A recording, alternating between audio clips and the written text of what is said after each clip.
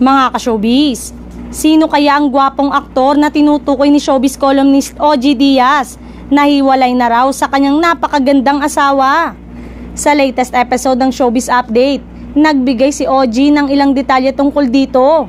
Noong narinig ko ito, nalungkot ako, panimula ni OG.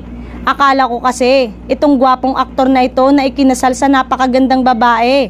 O lalong akala ko maayos ang kanilang relasyon. Diba nakita pa natin sila sa isang event, nakita natin silang dalawa. Nakita natin, sino? Tanong ni Mama Loy kay OG.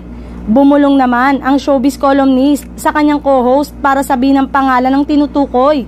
Oo, ang bongga, kakaiba yung outfit ng girl, sabi ni Mama Loy matapos malaman ang detalye. All along, I thought na okay pa rin sila, na silang dalawa ini-enjoy muna ang isa't isa habang hindi pa nagbubunga ang kanilang pagmamahalan kasi wala pa silang anak, sad pa ni OG. Pero yun pala, inaayos na raw ng dalawa ang kanilang annulment noon pang pandemya habang nananatiling magkaibigan. Kaya sabi ni OG, siguro may mga ganun talagang couple na mas makabubuti kung magkaibigan na lamang. Meron na ring nabalita noon na sila'y hiwalay na pero ito'y dinedma ng aktor. Yung may wala na daw kayo, tapos bye guys, parang we're good, tapos umalis na siya, ani OG. Sa uli, hindi na siya nagbigay ng iba pang detalye kung ano ang dahilan ng hiwalayan ng aktor at ng asawa nito. Pero ang mahalaga, maayos daw ang relasyon ng dalawa bilang magkaibigan.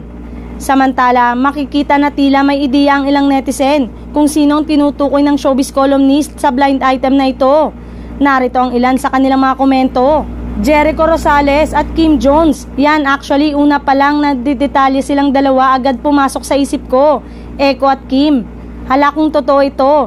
Tama din siguro ng hinala ko noon pa na hindi sila magtatagal, parang may emptiness tuwing magkasama sila. Matatandang noong nakarang taon ay napaulat na ang tungkol sa hiwalayan ni na Jericho Rosales at Kim Jones. Maaalalang sa panayam noon ng aktor ay hindi nakaligtas na itanong ito kay Jericho.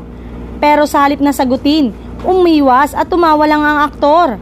Makalipas ang ilang araw, matapos ang nasabing panayam, pinutol ni Kim ang posibleng nabuong intriga sa relasyon nila ni Jericho nang mag-flex siya ng picture ng asawa sa Instagram para batiin ito ng 43th birthday.